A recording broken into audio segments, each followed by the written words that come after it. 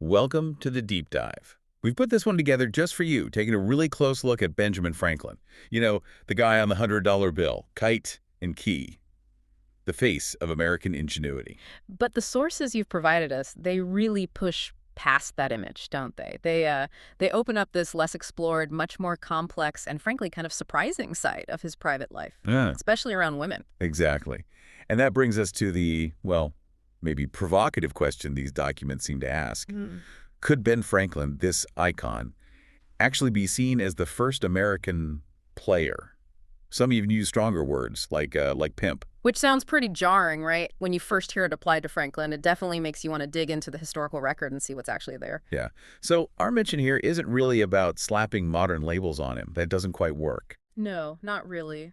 Instead, we're going to use these documents you've gathered, private letters hidden for ages, accounts from London, Paris, America, analyses of the social scenes to get a real sense of Franklin's own views on love, sex, relationships, but firmly in his 18th century context. We want to pull out the key insights, the aha moments from all this material you put together for us. Right, so we'll dive into his own very candid sort of philosophy of the flesh, look at his key relationships, the practical marriage, the London setup, the Paris adventures. And crucially, place it all within the social rules of his time. Mm. America, London, those glittering Parisian salons, they were all different worlds. Okay, let's start with maybe the most eye-opening document in the stack you shared.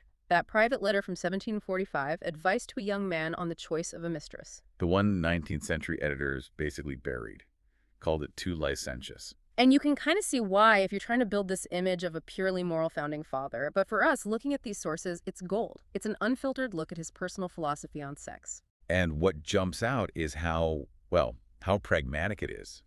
Utilitarian almost. Exactly. It's not sentimental. It's not driven by religious rules. He's applying that same rational, problem-solving mind he used for inventions or diplomacy to managing desire. It starts off sounding pretty standard, though, doesn't it? He says marriage is the proper remedy, the natural state leads to solid happiness. It does. Seems conventional, but then, bam, he pivots.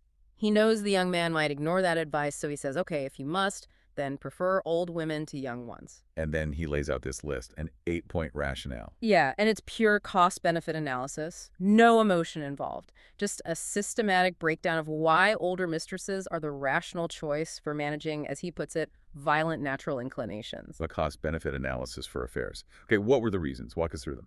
Well, first, practicality and intellect. They have more knowledge of the world, so better conversation, more improving. Second, utility and care. They study to be good, become tender and useful friends when you're sick. All right, so far, maybe just unconventional companionship advice.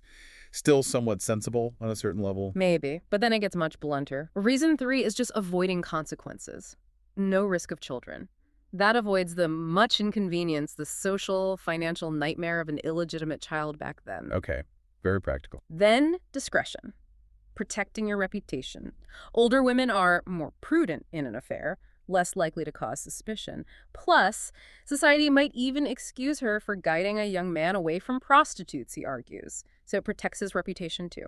And then comes the part that really caused a stir. The infamous lines about physical aspects. Oh, yeah. He gets pretty direct, argues that while faces age, other parts remain appealing, Yeah. uses that crude image about covering the top half with a basket. Right, as in the dark, all cats are gray. Exactly. And concludes the physical pleasure is at least equal, frequently superior, because technique, or knack, improves with practice. It's this incredibly frank, almost clinical take on sex itself. Wow.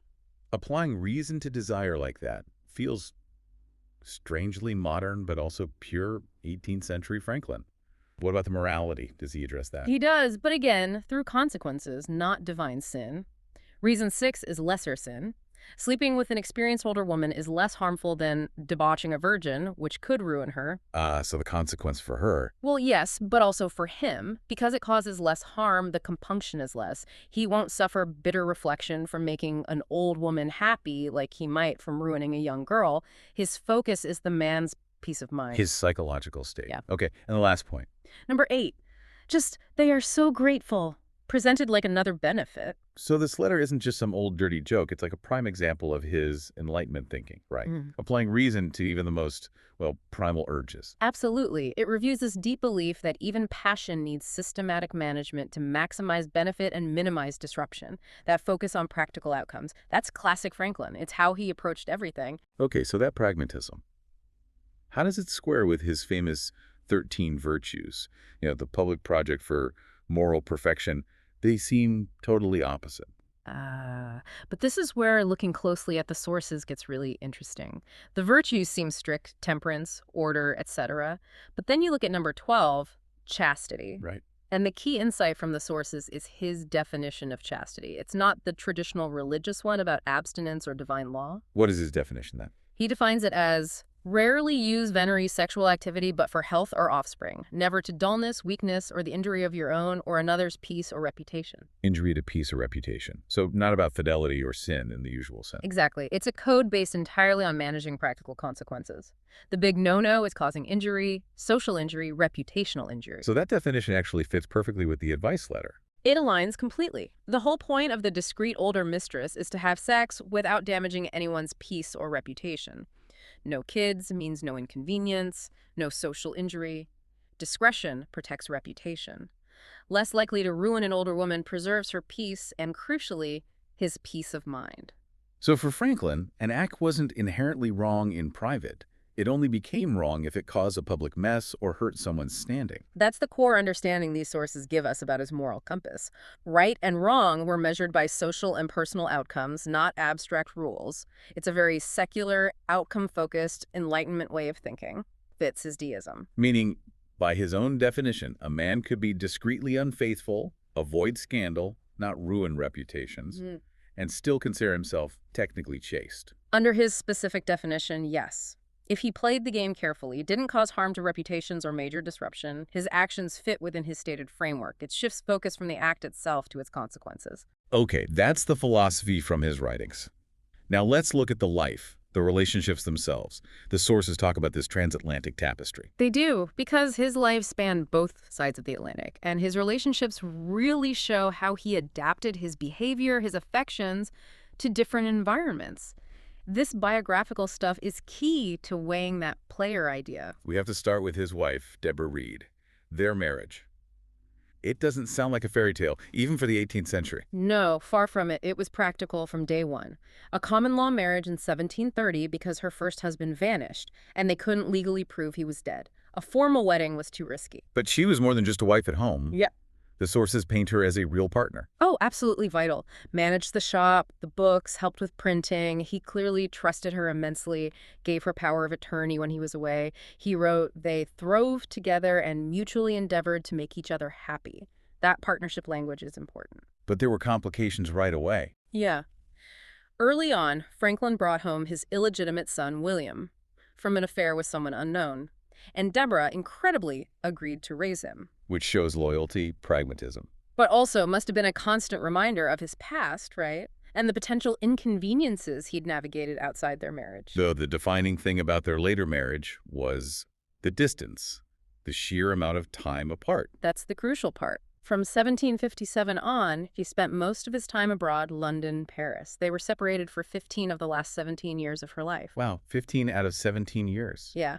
Their letters were, affectionate in a practical way, business, family news, but the sources suggest the separation took a huge emotional toll on Deborah. And her death.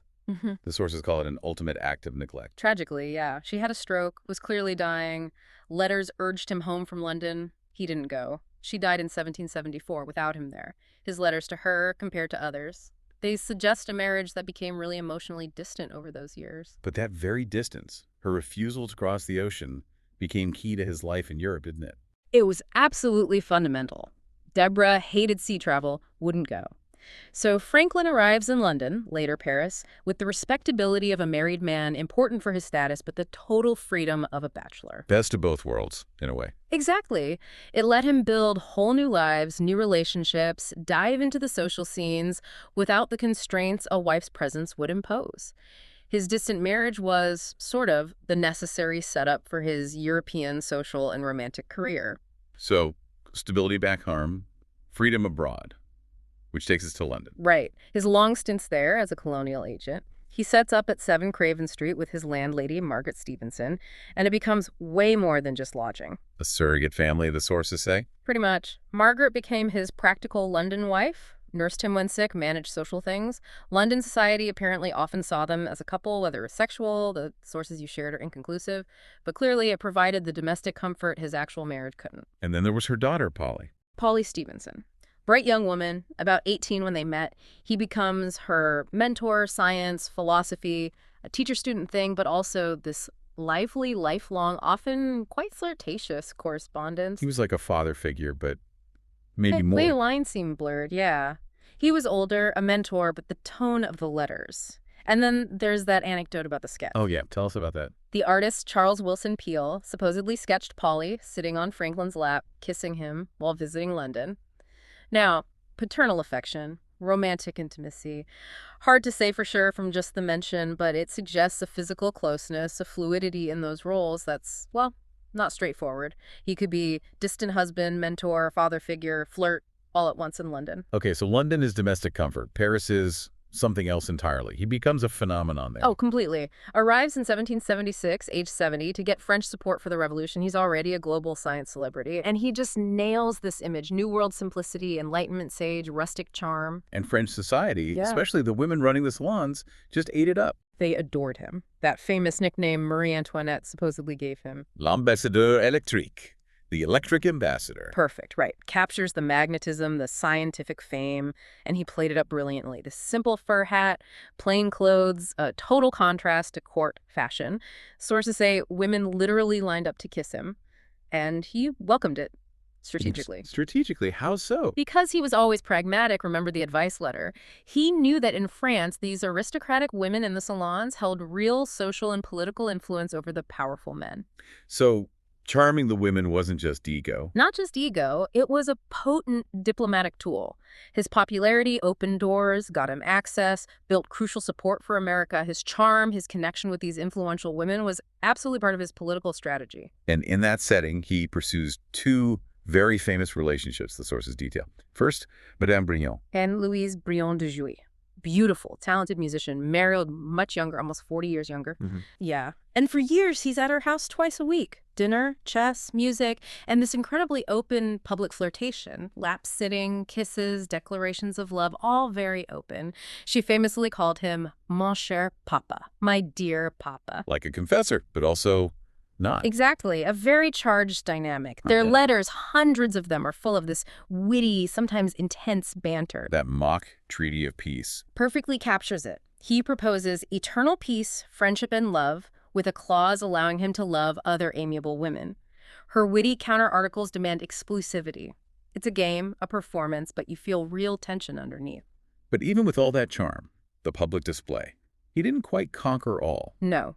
According to the sources, Madame Brillon consistently kept it physically platonic despite his playful pushing in the letters. She stuck to the papa frame, cited propriety, her reputation. So even the master player struck out sometimes. It seems so. It shows his performance of romance was just that, sometimes a performance, masterful, charged, but not always leading to physical intimacy. It remained, as far as the sources indicate, unconsummated. Which perhaps led him to pursue Madame Helvetius more seriously. Exactly. After hitting that wall with Brillon, maybe, he turns his attention much more fervently towards Madame Helvetius. Wealthy widow, in her 60s, ran a huge salon for Enlightenment thinkers, nicknamed Minette, Pussycat. And this pursuit felt different, not just a game. Very different based on the material. The sources describe him as genuinely smitten, enamored. It wasn't just witty letters. This was passionate, persistent pursuit. He actually proposed marriage multiple times. Proposed marriage. That really doesn't fit the detached player image, does it? Not at all. And when she turned him down, citing devotion to her late husband, he wrote that famous, clever Elysian Fields piece. You know, imagining their dead spouses are together in the afterlife, so they should get revenge by marrying each other. Charming Franklin, trying to logic his way in. A classic Franklin wit, but it didn't work. She still said no. And her rejection actually affected him. Apparently, yes. His persistence even reportedly freaked her out a bit sometimes. She retreated to Tours one summer partly to get away. Her refusal sent Franklin into what the sources called genuine despair. He wasn't just shrugging this one off. So he wasn't immune. No. They did eventually settle into a close friendship, but the whole episode shows this vulnerable, very human side. It seriously complicates the idea of him as just a cool, calculated operator. So Brilliant and Helvetius together reveal a kind of duality. Absolutely. Brillon shows the master performer, witty, controlled, playing the game even without full success.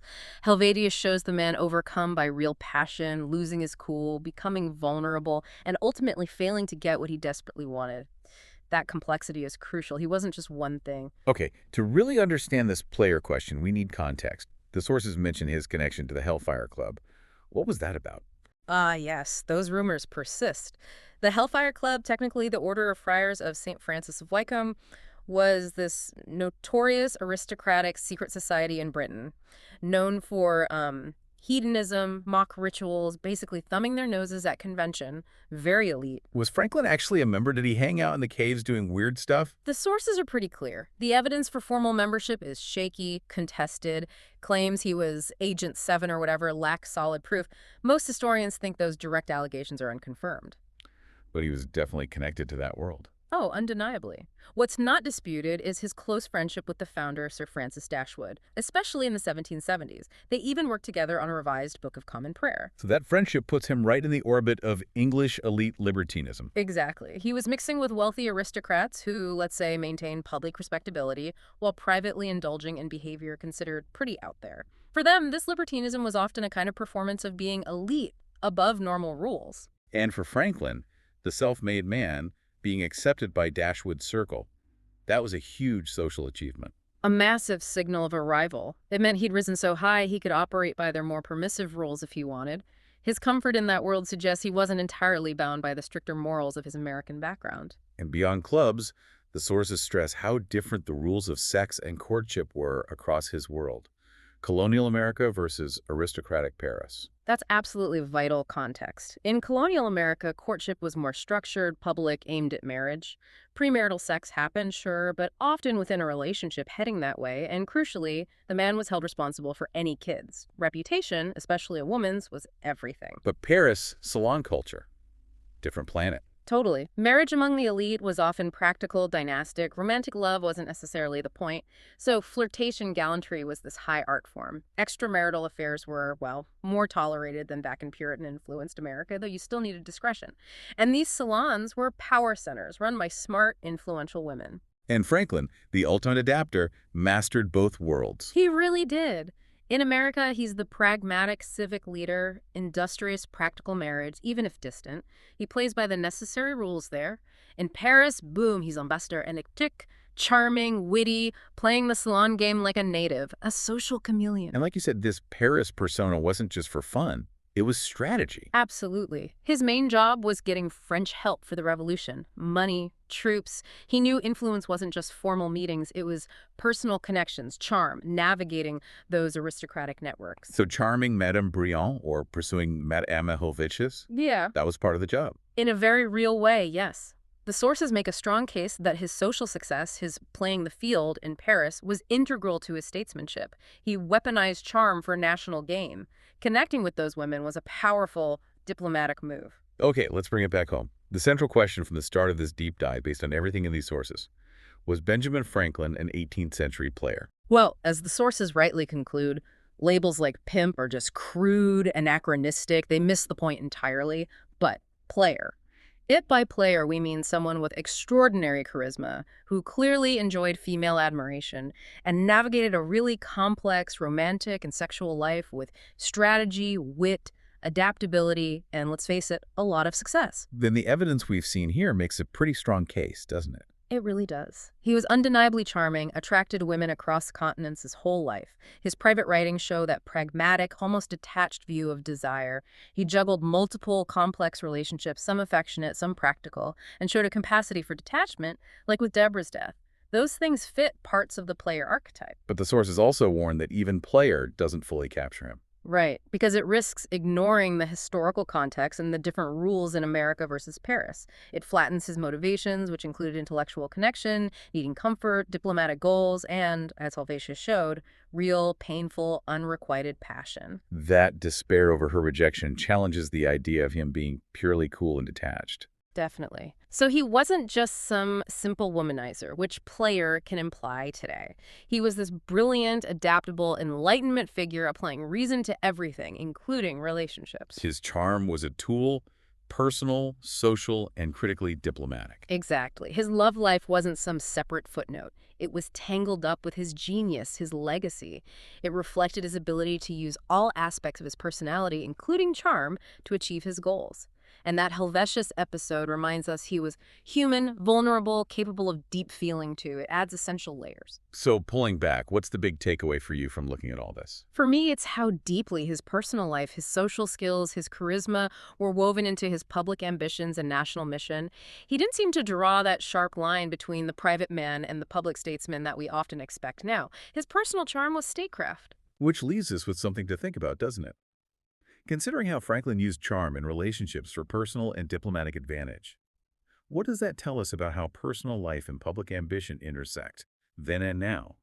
Or maybe, thinking about that incredibly pragmatic advice letter, how much have our basic approaches to managing desire and relationships really changed since the 18th century, even with totally different social rules? Something for you to chew on after this deep dive into the very complex life of Benjamin Franklin.